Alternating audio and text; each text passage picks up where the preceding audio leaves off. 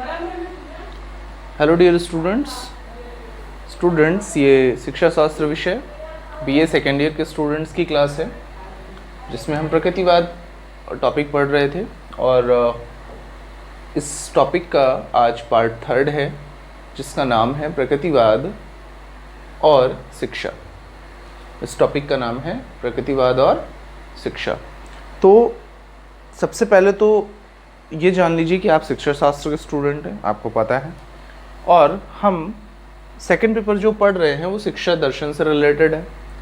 तो हमें यहाँ पे दार्शनिक विचारधाराओं को भी पढ़ना है और उन दार्शनिक विचारधाराओं का हमारी शिक्षा व्यवस्था में क्या स्थान है, या उन दार्शनिक विचारधाराओं ने शिक्षा को किस प्रकार से प्रभावित किया।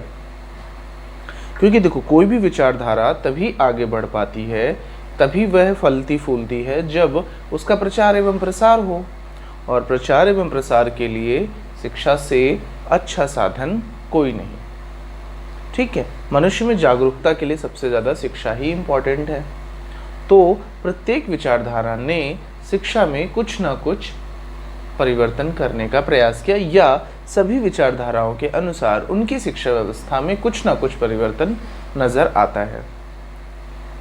ठीक है, तो आप एक एजुकेशन स्टूडेंट होने के नाते आप दार्शनिक विचारधाराओं अर्थात दर्शन की, उन पाश्चात्य दर्शन की उन विचारधाराओं को तो सीखेंगे ही, साथ ही साथ उन विचारधाराओं ने शिक्षा पर क्या प्रभाव डाले, शिक्षा व्यवस्था को किस प्रकार से परिवर्तित करने का प्रयास किया, या उनमें क्या आमूलचूल परिवर्तन हुए, या अन्य जो जितनी भी विचारधाराएं हैं उनकी विचारधाराओं में शिक्षा में क्या कंपैरिजन है, उनकी शिक्षा व्यवस्था में क्या बदलाव है या क्या अंतर है, उनके बारे में भी आपको सीखना होगा।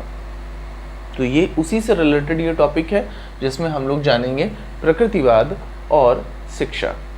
ठीक है, आज का टॉपिक है।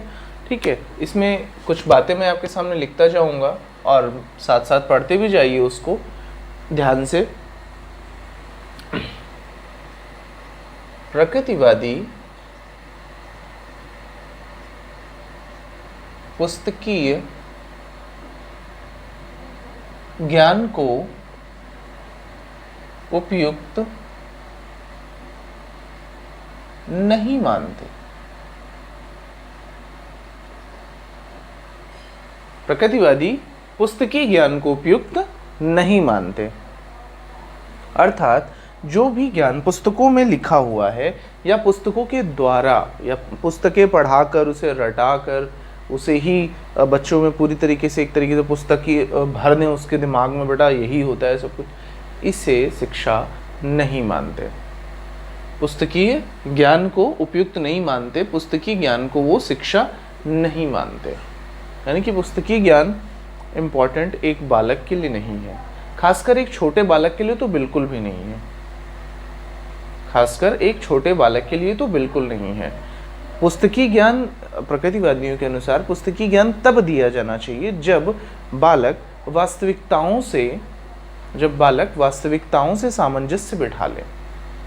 जब तक वास्तविकता से वह सामंजस्य नहीं बिठा पाता या बिठाने में समर्थ नहीं होता, तब तक पुस्तकीय ज्ञान देना व्यर्थ है।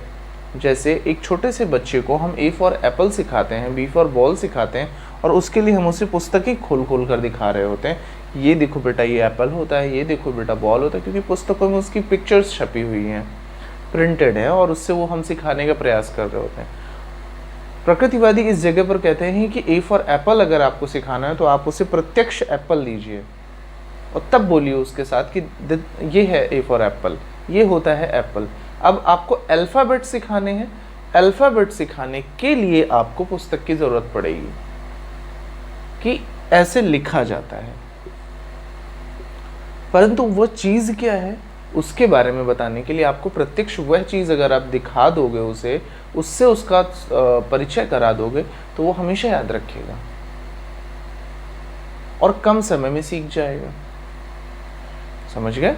तो इसीलिए प्रकृतिवादी पुस्तकीय ज्ञान को उपयुक्त नहीं मानते थे, कम से कम एक छोटे बालक के प्राथमिक स्तर पर तो बिल्कुल भी नहीं, जब तक वह बालक वास्तविकता से सामंजस्य बिठाना ना सीख जाए। ठीक है, एक और बात है, वास्तविक शिक्षा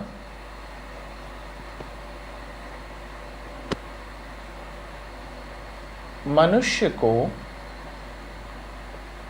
वास्तविक शिक्षा मनुष्य को प्रकृति से अनुकूलन करने में सहायक होती है,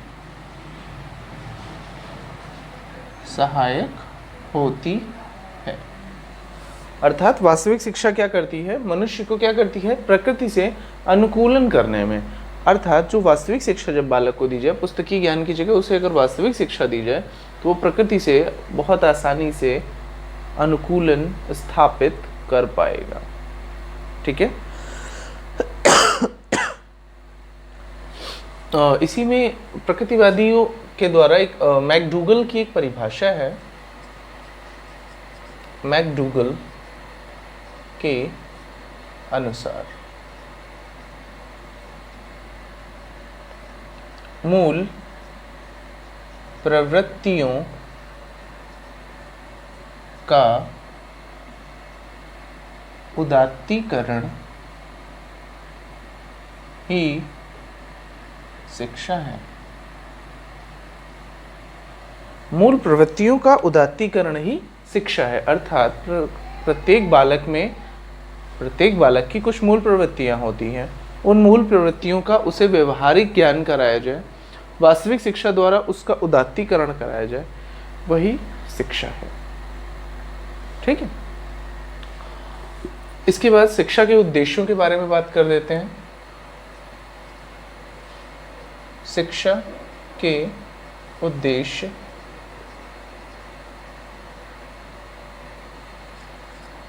शिक्षा के प्रमुख उद्देश्य क्या हैं? मूल प्रवृत्तियों का मार्गान्तीकरण एवं उदात्तीकरण, ये है शिक्षा का उद्देश्य। कैसी शिक्षा? प्रकृतिवादी शिक्षा के उद्देश्य।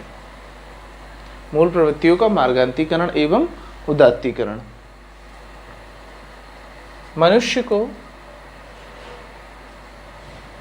पर्यावरण के अनुकूल बनाना। ठीक है। नेक्स्ट है मनुष्य को पर्यावरण के अनुकूल बनाना। पहले इन दोनों को समझ लेते हैं कि शिक्षा के उद्देश्यों में इन दोनों को क्यों स्थान दिया गया। पहला कि मूल प्रवृत्तियों का मार्गान्तीकरण एवं उदात्तीकरण, अर्थात हर बालक की कुछ मूल प्रवृत्तियां होती हैं जिनका मार्गान्तीकरण अर्थात सही दिशा में उनको सही दिशा दिखाना। प्रत्येक बालक की कुछ प्रमुख रुचि होती, कोई ना कोई एक प्रमुख रुचि होती, कोई उसकी एक प्रमुख प्रवृत्ति होती है, कोई ना कोई उसकी एक शक्ति होती है, उसमें कोई ना कोई एक अभिक्षमता होती है, कोई एक प्रमुख योग्यता होती है। तो एक शिक्षक का कार्य होता है उसे पहचानना और उसका मार्गान्तीकरण करना, अर्थात उसे सही दिशा दिखाना, और उसका उदात्तीकरण अर्थात उसे डेवलप करना, उसे विकास करना, उसका विकास करना, विकसित करना और उसे आगे बढ़ाना। ठीक है। नेक्स्ट बात है कि मनुष्य को पर्यावरण के अनुकूल बनाना। मनुष्य को किसके अनुकूल बनाना? पर्यावरण के अनुकूल। जैसा पर्यावरण है उसके अनुसार मनुष्य को बनाना, जिस तरीके का पर्यावरण है उसके अनुसार बनाना शिक्षा का उद्देश्य। क्योंकि जब पर्यावरण के अनुकूल हो जाएगा तो वह शिक्षा ग्रहण करने के लायक भी हो जाएगा। ठीक है। मनुष्य को प्राकृतिक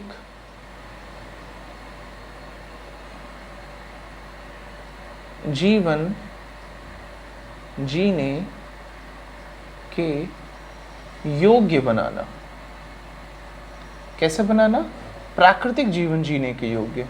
प्राकृतिक जीवन जीने के योग्य बनाने के लिए इसकी आवश्यकता है शिक्षा की, और शिक्षा का ये प्रमुख उद्देश्य भी है, क्योंकि जब वो प्राकृतिक जीवन जीने के लायक हो जाएगा या उसके अनुसार वो जीने लगेगा तो अपने आप उसका शरीर स्वस्थ होगा, शरीर स्वस्थ होगा तो मन स्वस्थ होगा, और फिर जब हम उसे कुछ भी सिखा रहे होंगे तो वो अच्छे से सीख पाएगा और उसके जीवन के लिए वह सहायक होगा।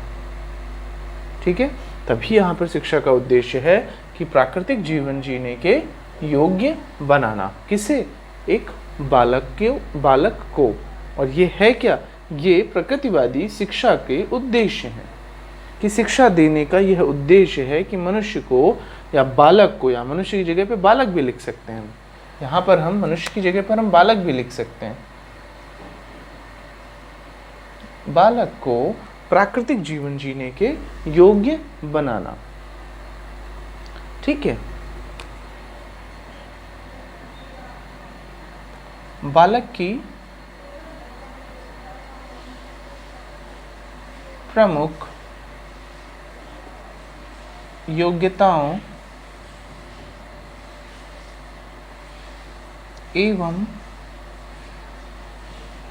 क्षमताओं का विकास करना। अर्थात एक बालक की जो प्रमुख योग्यताएं होती हैं या क्षमताएं होती हैं उस बालक में, उसको पहचान कर उनका विकास करना। ये शिक्षा के कुछ प्रमुख उद्देश्य हैं। प्रकृतिवादियों के अनुसार शिक्षा व्यवस्था ऐसी होनी चाहिए। ठीक है, तो एक बार इसे रिवाइज कर लेते हैं। प्रकृतिवादी किसे ज्ञान नहीं मानते उपयुक्त? पुस्तकीय ज्ञान को उपयुक्त नहीं मानते। वास्तविक शिक्षा को क्या मानते हैं? वास्तविक शिक्षा मनुष्य को प्रकृति से अनुकूल करने में सहायक होती है, ऐसा मानते हैं। इसी संदर्भ में मैकडूगल ने एक परिभाषा दी है क्या? कि मूल प्रवृत्तियों का उदात्तीकरण ही शिक्षा है। शिक्षा के प्रमुख उद्देश्य क्या बताए इन्होंने? कि मूल प्रवृत्तियों का मार्गांतीकरण एवं उदात्तीकरण, मनुष्य को पर्यावरण के अनुकूल बनाना, बालक या मनुष्य को प्राकृतिक जीवन जीने के योग्य बनाना, और बालक की प्रमुख योग्यताओं एवं क्षमताओं का विकास करना। ओके स्टूडेंट्स, तो आज की कक्षा में हम लोग इतना ही रखेंगे। इसके बाद अगली कक्षा में हम लोग शिक्षा की प्रमुख विशेषताओं के बारे में बात करेंगे और पाठ्यक्रम के बारे में, अनुशासन के बारे में पढ़ रहे होंगे। ओके स्टूडेंट्स, तो आज के लिए इतना ही। अगली कक्षा में मिलते हैं। धन्यवाद।